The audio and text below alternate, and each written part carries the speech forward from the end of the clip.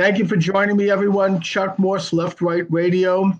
I am joined by Frank Meeink. He's the author of Autobiography of a Recovering Skinhead, the Frank Meeink Story as told by Jody M, Ph.D., available at Amazon.com and other venues.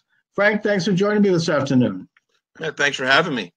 All right, turn your volume up a little bit if you can, Sure. Because I don't want to be accused of unequal volume, in which case people will think I'm involved in a Jewish conspiracy or something. All right. I think you're in an alt-right conspiracy. How about that? An alt-right conspiracy. Well, there were those accusations made from emails after I interviewed Richard Spencer a couple of days ago. Richard Spencer didn't say that, and some of the people that emailed me did.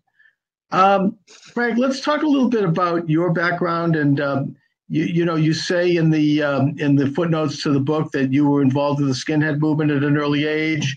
Talk about that a little. Give me a thumbnail. Yeah. So it wasn't like I was like just this born out racist, but I grew up in South Philly, so we all had neighborhood racism. Like my whole last name. Just give you a good example. My last name isn't really Meeink. That's my mom's old maiden name. My real last name is actually Bertolini. And when my mom moved from a mixed neighborhood to an all-Irish neighborhood, they took my last name away because they didn't want me growing up as a Dago in a South Philly Irish neighborhood. So it's very neighborhood, ethnically diverse. And we all don't go in each other's neighborhoods, all that stuff. But I was never really thought anything different of anyone of a different race until my stepfather, who was very abusive, kicked me out when I was about 13, and I moved in with my real dad up in West Philly. So now I moved back with my dad in this almost all black neighborhood, and I go and I fist fight with black kids at school like every day. It was just a hard school. I went to a really bad school, and I was maybe one of 20 white males and went to a 1,000+ school. So that's when I started looking differently at kids of color, Okay, so then there was just pressure of being in a predominantly black neighborhood, and that led to fights, and that led you into, I guess you might call skinheadism. I mean, which I don't know a lot about in terms of the inner workings. Talk a little bit about what happened with that, and when you got in trouble and all that. Okay. Well, it was simple in the fact that I think almost anyone can get this. Why I joined this group was I started hanging around with these neo-Nazis who were older than me, and they were in Lancaster, Pennsylvania, out in that area. So they're around like all Amish people. Okay. The skinheads aren't Amish. These Amish people are kind and nice and pacifist. So, but all these white boys who were coming around, and they were all tattooed up, and they were 16, 17-year-old boys with girls, and they drove cars. I was a city kid who none of my friends owned cars. They were just cool to hang out with. But what happens whenever they would start drinking at night, they would always come to me because my cousin had explained to them, like, yo, you could talk about all the white racist stuff you want. My cousin actually lives in one of the worst neighborhoods in Philadelphia. And then all these older drunk skinheads would start asking me questions all night. And what that did to me was, if you walked in my parents' house with me when I was a kid, they never asked me how was my day, how was sports, because I was always really good at sports. They never asked me how was life. I didn't have time for me. Now these skinhead guys are asking me, what's it like growing up around black people? It was someone saying, how's your day? And I liked it. In a way, it sort of became, being around them. Anyone who joins a gang, I mean, it becomes like an alternative family where you automatically are accepted. You have an instant friendship. You feel close with other people.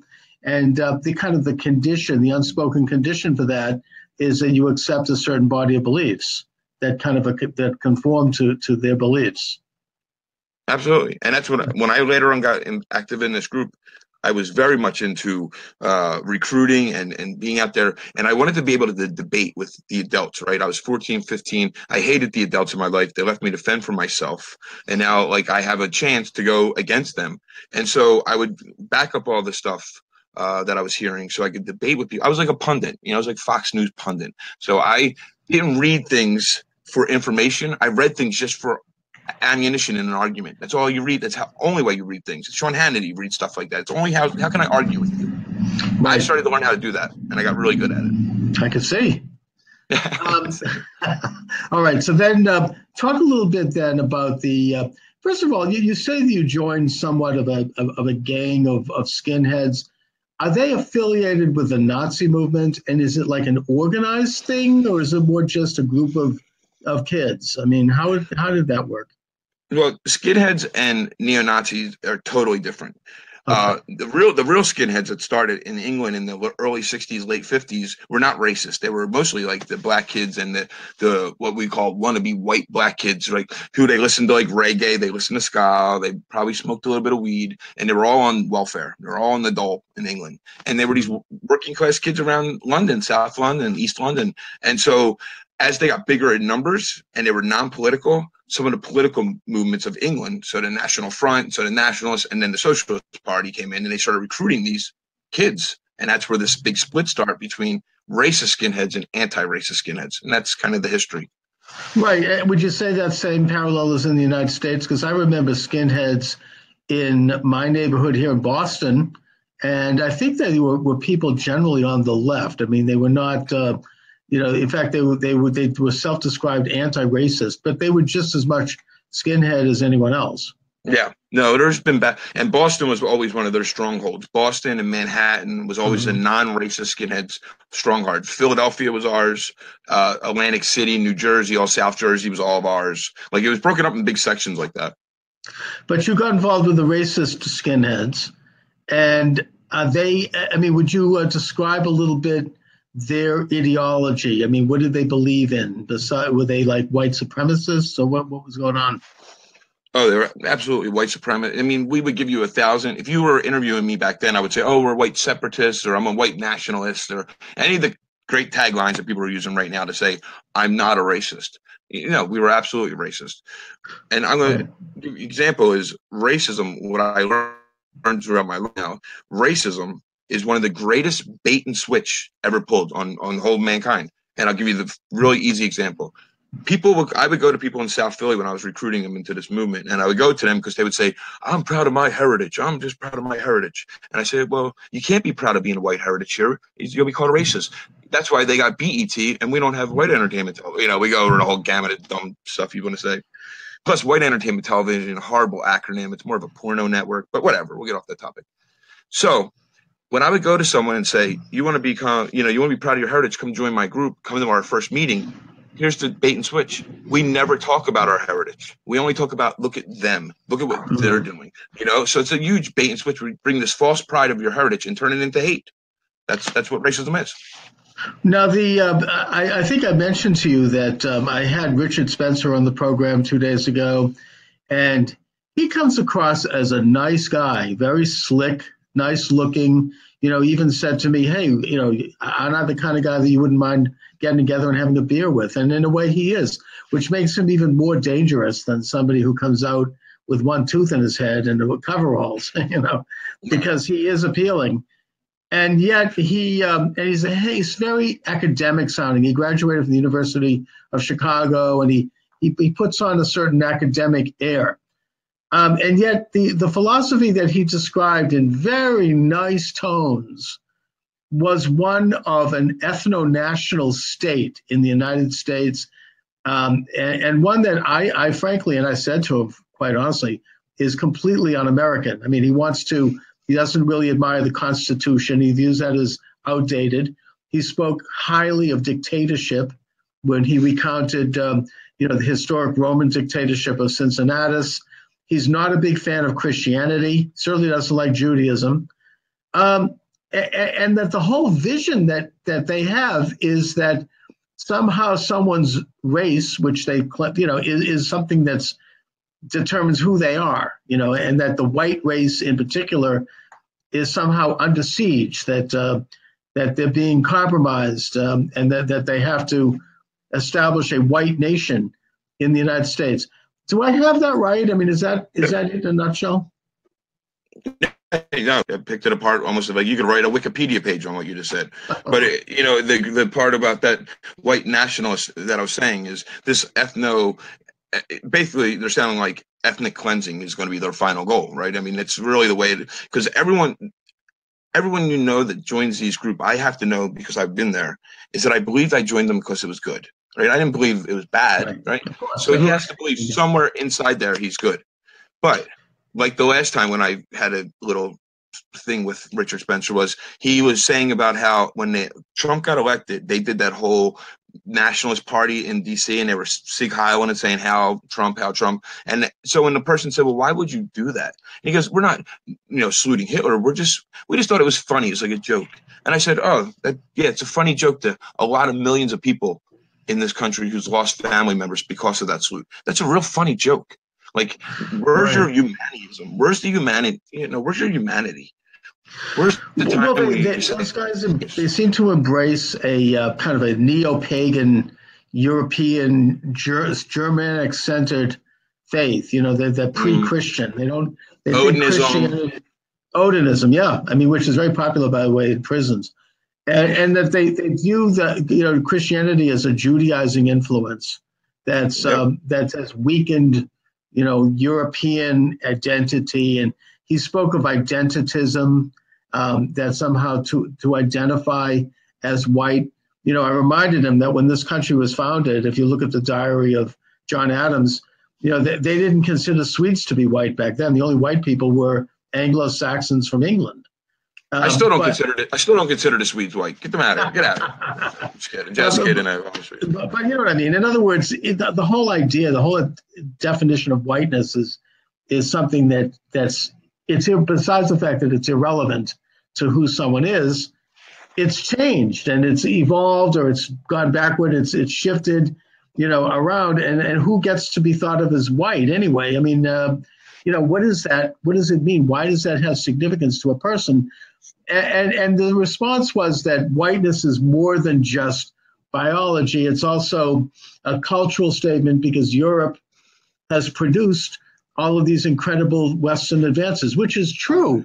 But I don't see what European white has to do with it. I mean, European civilization, Western civilization did come out of Europe, and it flourished in the United States. But they don't get the fact that it didn't matter whether the Europeans were white or not.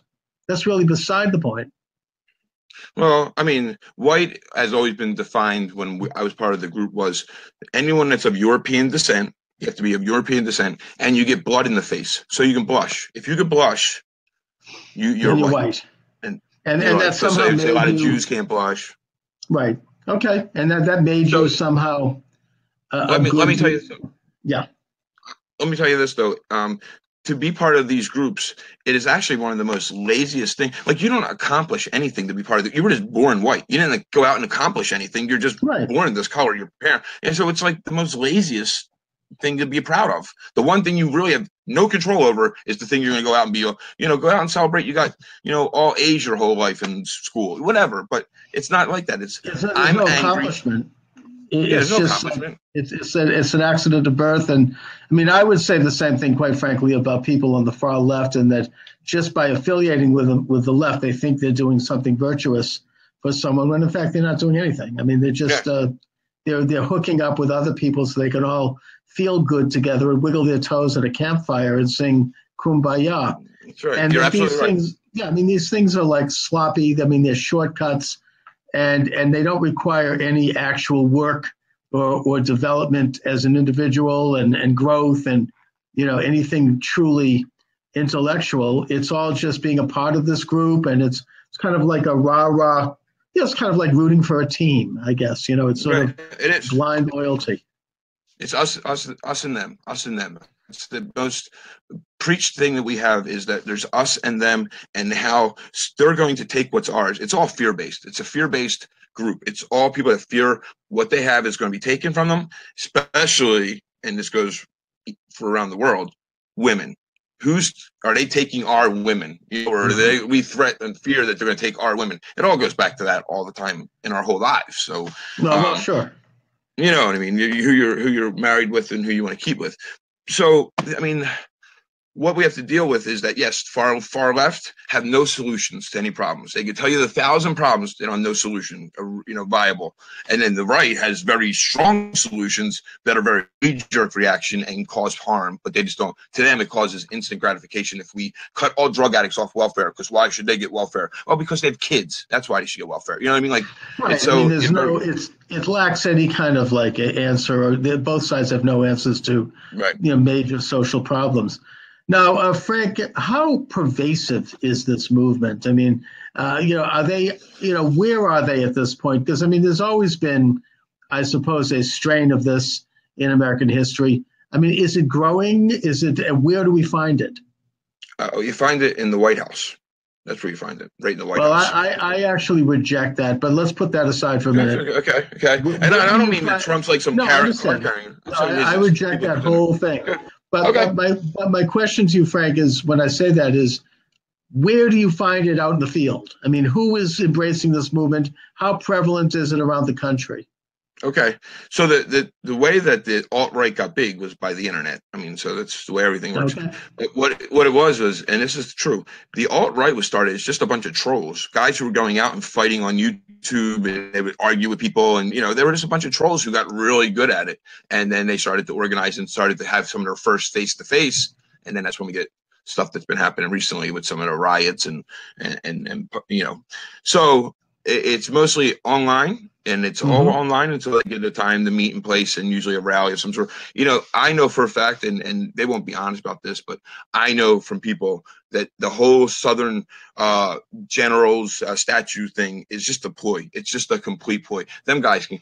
I mean, I was there when I talked to one of the guys who was from Boston. When I asked him why he was down there for protesting a statue being taken down, he's like, it's for my heritage. I'm like, you're from Boston. He's like, I'm not a racist. He's like, I'm not a racist because I'm here. No, it's a strange thing to see in places like Boston, Confederate flags, when in fact, these were not Confederate states. I mean, these were Union states. I mean, that flag should be considered like the swastika. I don't know. I mean, really, it should be. It was a flag that was used to keep people enslaved. I mean, I know it was for states' rights, but states' rights to own slaves is what I mean. So they could try all that states' rights. They were the states that owned slaves. No, I get that. I mean, I'm not sure I entirely agree with that, because I think that a lot of people and I'm not one of them because I'm a Northern guy, but I think some Southerners embrace it just because it's part of the heritage. It's not because they don't like Black people. It's not because of racism.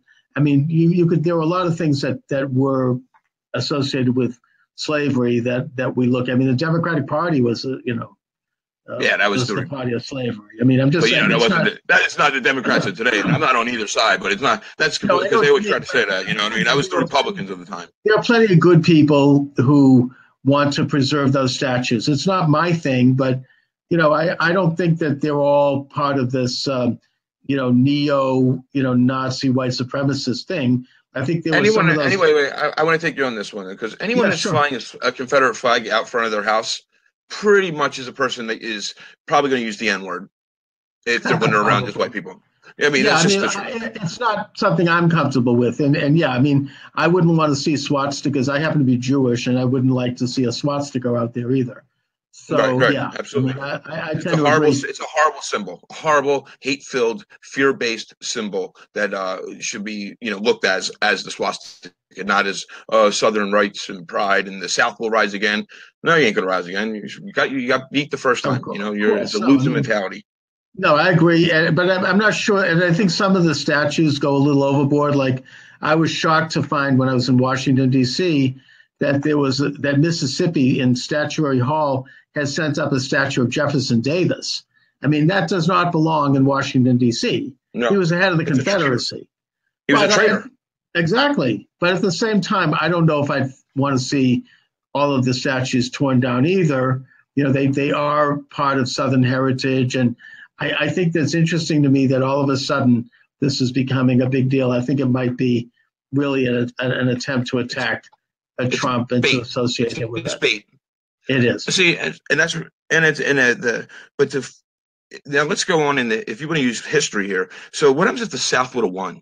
Then the Nazis would have killed it in Germany, because we would have never got involved. There's so much that goes off if those Southern states would have won that war that we really need to look at, that could have destroyed this. I mean, there could be brown people and people that are not our color slaves still right now. And I'm not joking. I'm not trying to be over dramatic. I absolutely agree with you. And I think that's why, let's have the statues, and let's have a conversation about what all of that stuff meant, out in the open. Now, the other comparison that I made when I had on Richard Spencer was that, in fact, I started the program by comparing him to Louis Farrakhan.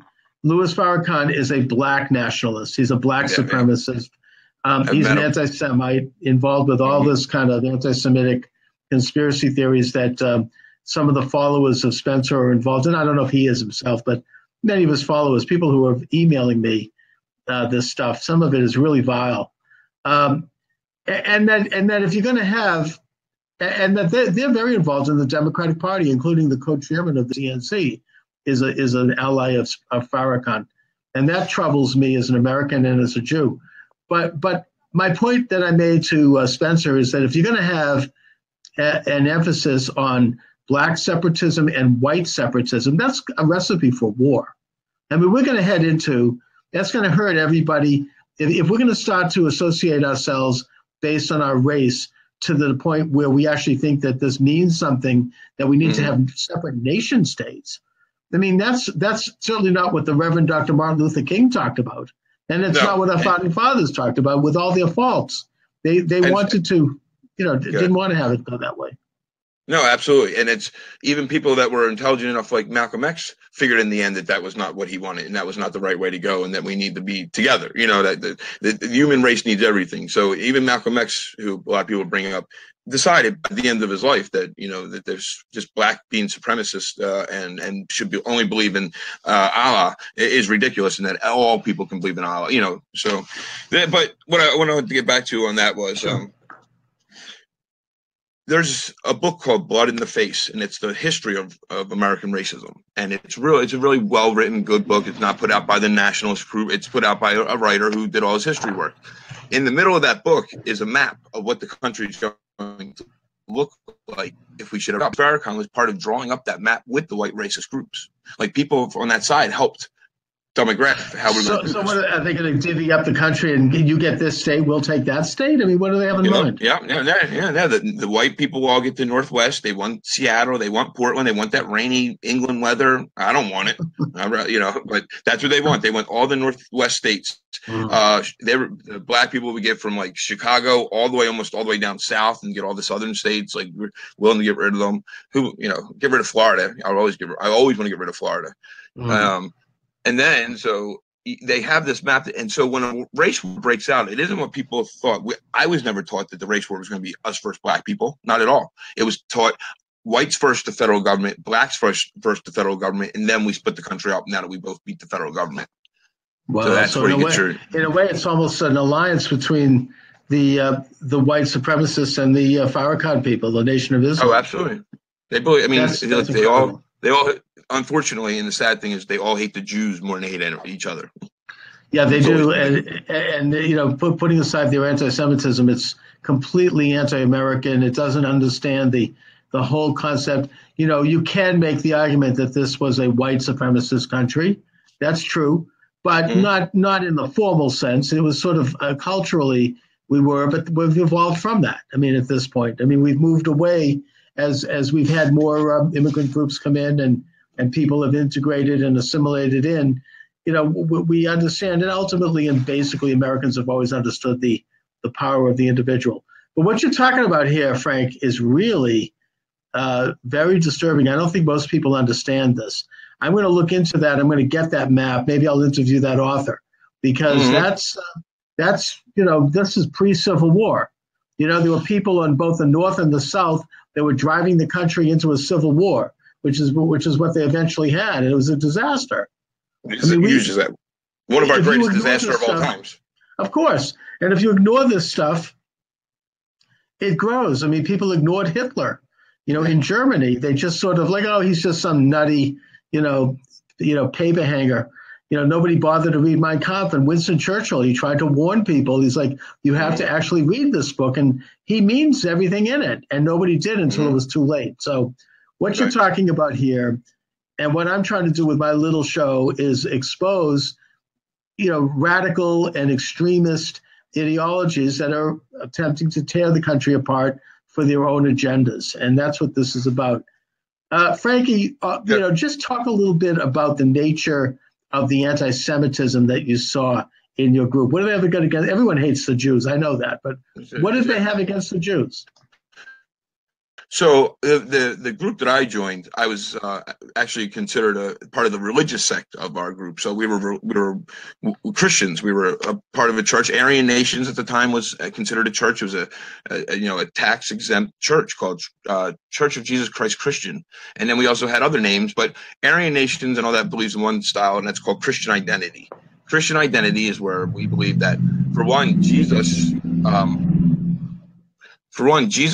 wasn't a Jew, even though he says he's a Jew in the Bible. But you always got to read between the lines, they would tell us, right? Mm-hmm. Now, I'm a Catholic boy, made all my sacraments as a kid. I had to live in my neighborhood. You got to make your Catholic sacraments. I'm full of guilt about everything. So when I would go to these groups, and they would talk about the serpent comes to Eve and gets her to take of this piece of fruit, and you think it's an apple, but it's not an apple. Really, the serpent man had sex with Eve, impregnates her with Cain.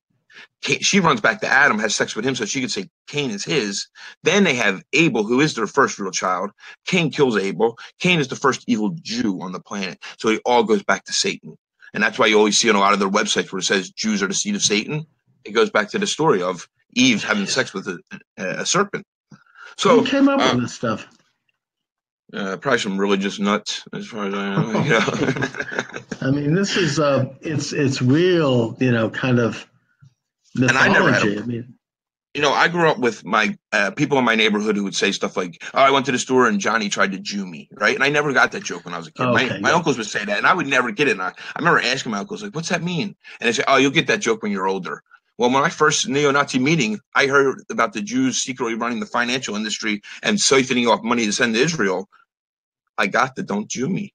I got it. I got the joke.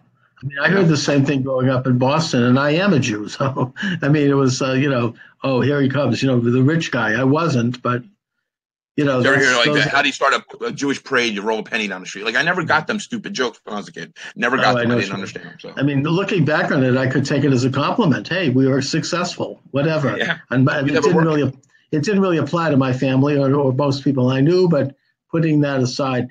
And also, even the Nazis recognized that Jesus was a Jew. I mean, that's not. Yeah. These people sound like they're way out there.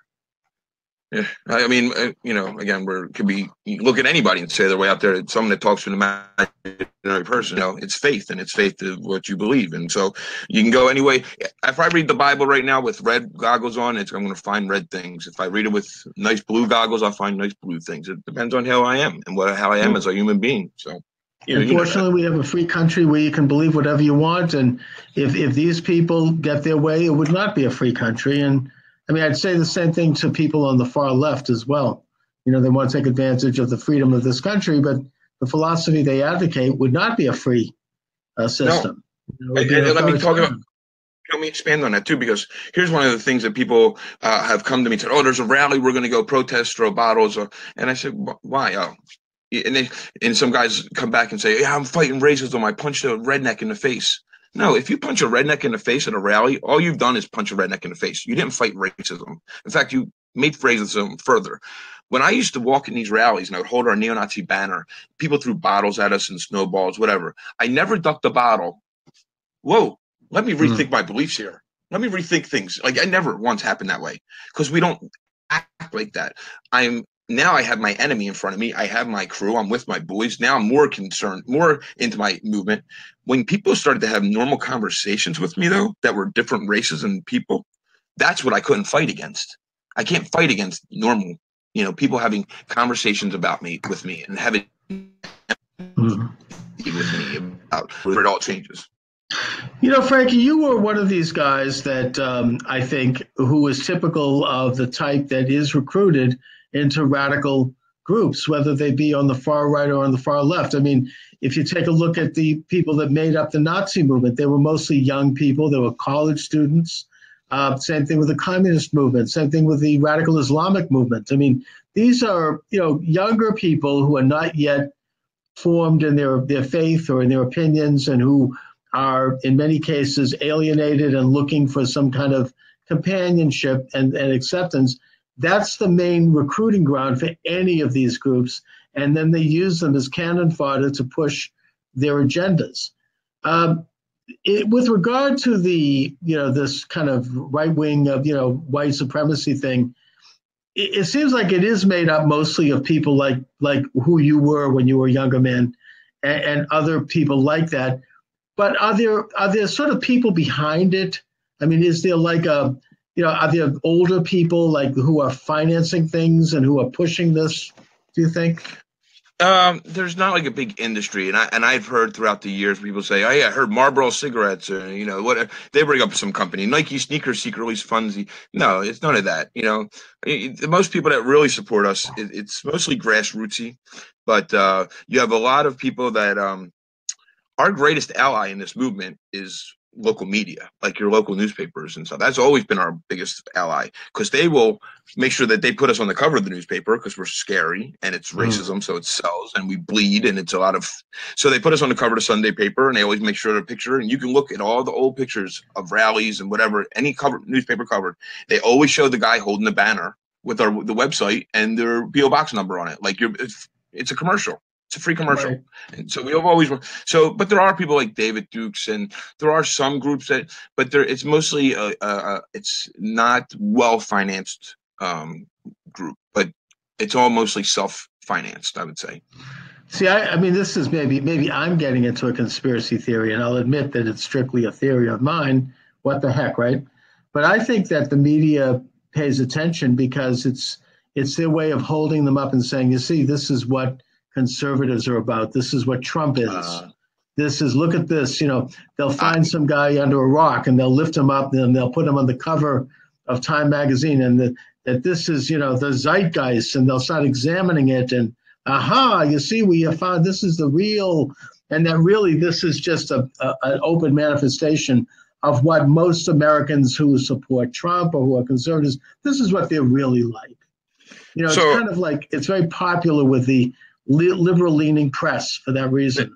Absolutely, and and I do see exactly, and I see a lot of places where this is where Fox News gets that ammunition. Is that they don't really do stories about what we're going to do about, because these Mexican groups at these schools, you think they're okay to have, but then when you go in and it's like a kid won't hold the American flag, only hold a Mexican flag. Like, see, they don't care about this country, and it's like it feeds on because the main media doesn't. What do they call it? The fake news and the mainstream media don't cover these stories. Only Fox News will. So.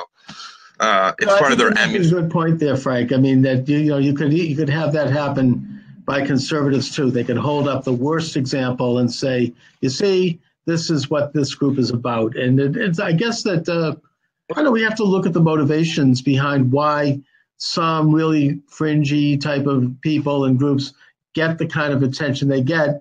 It serves the agenda of people who want to smear others or maybe divide the country and conflate them with other people who have nothing to do with it.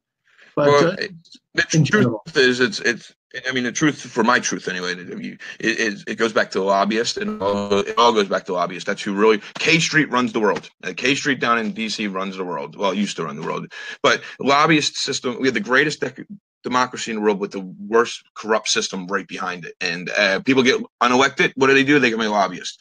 With that all being said, I know that I could tell that it's kind of it's hard to go for that Trump kill button all the time, but I really think that there's been people that have been made to make this country divide because it makes other people's groups grow. And I'm talking lobbyist groups. And man, what happens if we didn't? Let me ask you this: what happens if we didn't win the Cold War? What happens if the whole time we've been roped to dope, and actually Russia's been planning, and now we have a Trojan horse that's in here, and they sent their Trojan horse in, and it's Donald Trump. I mean, that's what I've been looking at. Well, if we didn't win the Cold War, we might have been roped to dope. Well, that's the great conspiracy theory of the whole Russia Trump thing, and that I think it's one of the great conspiracy theories of recent years. But this kind of a association. I mean, it's kind of like, did these white supremacists? I mean, who amount to just enough people you could stick in a phone booth? Did they support Trump? Look, the American Communist Party supported Hillary Clinton in the last election. They announced it on the front page of the People's Weekly World. Okay, does that make her a communist? No. No. No. No. Donald Trump did this. See, every racist in America makes exceptions. You have to live here. Like I have to. Every racist I know, I go, "Oh, you hate all black people?" No, I don't hate them all. I like Johnny. I work with Johnny. We work the same shift. He's a great guy. He's a good friend of mine. Blah blah. We always make that exceptions. You have to in this country. Donald Trump did that on the day he announced his candidacy. He went up there and said, "They're coming over here. They're crooks. They're thieves. They're murderers. They're rapists." And I assume some are good people. That was his exception. That announced to every racist in this country, haha, he's one of us. He's good. He's just like me. I don't want them all here. Yeah, one or two are good, but I don't want them all here because of that one or two. That's basically what he did and said in his candidacy announcement. He fed right into what this alt-right is. He fed their fear instead of maybe some of them. And so that's what I've seen. And look, this movement didn't grow the day he got in that candidacy or the day he got elected. This movement grew actually in 2008. It got really big, real fast, real quick the day the black dude took the White House. This group got big. But what happened was in 8 years, Obama lulled them back to sleep because they kept saying, he's coming for our guns. Never came. He's coming for our property. Never came for. Coming for our women. Hold up. So that's what this fed. But none of it ever happened. So the groups went back to sleep. And then Donald Trump comes in and says, wait a minute, there's a whole untapped market here. And he does the whole I assume type stuff. And he feeds it right back. He gets it right back up in an instant. That's what happened. I think that it was the drumbeat of constant liberal media saying that anybody that doesn't genuflect to the left has something against black people. But that's how I see it. I love that we have conversation. Yeah, you and I can have a disagreement on that, and I think that Trump is not in any way racist. If you take a look at his company and his history, there's no evidence of that. And this is all kind of, they said this about Mitt Romney. They said it about McCain. What about Steve Bannon? What about Steve? What about Steve? Steve Bannon? No, I don't think he's racist. I don't know, but I don't get the impression. I don't know a lot about him. I've heard him on the Breitbart station. He doesn't seem like he has anything against black men and women. I just don't see it. I'm sorry, but no. It's he's a Hollywood businessman. He's not. You really think he has something against black people? I don't think so. No, I think he has something against black organizations that try to further advance black causes. He definitely does. Depends on the organization. I think it's all. Anyway, he looks at all of them, the bad first. But that's how you got to know who he looks at. All groups bad first, and you have to prove to him that you're. It's like those people that walk around. You got to earn my respect. No one has to earn your respect. Everyone should get your respect. They earn your disrespect. I think that. Look, the black establishment. A lot of them do tend to be on the left, and it's a political thing. It's not a race thing. They're in people. The Reverend Sharpton and them, and I don't think they, frankly. I don't think they reflect the best interests of black people, who I think is a natural constituency for Trump, and he's gained, by the way. You're talking the truth. Yeah, you're telling the truth. There's groups that are out there who actually have had solutions to fixing our inner city ghetto poverty parts, and when these can't get funded, then you just have people that just like Sharpton who just complain, who just shake the trees, and they have no, again, like talk about, they have no solutions, and that's what bothers me so much. That's what I think. I think that Bannon, from what I've heard, and certainly Trump, they're trying to offer positive solutions to the African Americans. When they say we want to make America great again, they mean for all Americans, and they're offering business and economic opportunities, the same things everyone else wants. What does the Democrats on the left offer black people other than two things: welfare and abortion? There's nothing positive, right? Anyways. I got you. Okay. I'm not going to go there. We can do that all day. So Frank, let me just, because we're reaching toward the end of the broadcast, sure. I'd like you to just talk about what you're doing now, where people can get your book, where they can find out about you and your organization, and some thoughts on where you are at this point. Absolutely. So what I do today is, first and foremost, my day-to-day job. I'm not a professional former. I've actually been successful in my life in other issues and other places. So now I'm a hockey coach. I coach hockey, and I'm a 7-time national championship hockey coach. So, I coach youth hockey. I also have a program that's part of this that's called Harmony Through Hockey, where I get kids sponsored. But people would hate this because it's free for black kids and Latino kids or low-income white people, because I'm trying to integrate them into the sport, which to me is the greatest sport on earth. Oh, that's also amazing. we have to diversify hockey for we want it to survive, right? We have to have more people want to watch it. So I've been doing that for 20 years or so. You can say shit.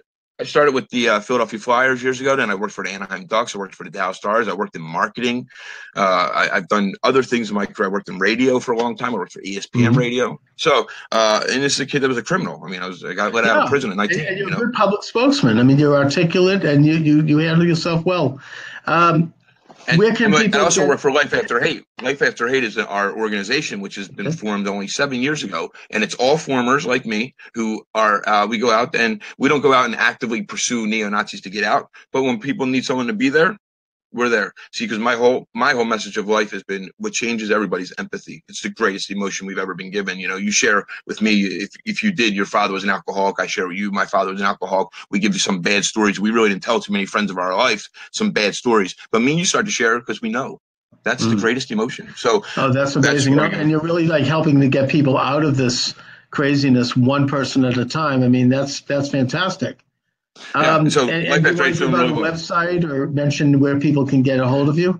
Oh, yeah. You can go to lifeafterhate.org, or you can just look up my name. There's a website out there. It's like frankiemeeink.com. Somebody made it for me. Very nice gentleman. You know, he made it for me. And so I don't know. Speaking of which, the cover of your book shows some pretty creative Nazi-ish tattoos. Yeah. Do you still have them? Do you still have it? No. This I got laser surgery off back in '97 by a Jewish doctor at the University of Pennsylvania Hospital. Oh, you must have enjoyed doing that. Yeah, so this woman, she called me in one day and said, hey, she wanted to talk to me about the tattoo because I wrote a newspaper article about me. It came out that Sunday. She gets a hold of me. I go in, I show her my tattoo. She says, we'd like to do it for you. I said, I'm a hockey coach. I ain't got no money. She goes, you can't afford me. I'm the greatest in the world at this. I teach here at the University of Penn. So my resident doctors who've never shot a live person yet with a laser, you're going to be the first live person. Will you do it and we won't charge you? And I was like, absolutely. Right. You know, there's big swastika on my neck, you know, right after Oklahoma City bombing. So I was very frazzled. So it's great. All right, Frank, listen, I want to thank you for joining me. It's been great talking to you. You got it. Thank you so much for having me on. Great conversation. All right. You got it, guy.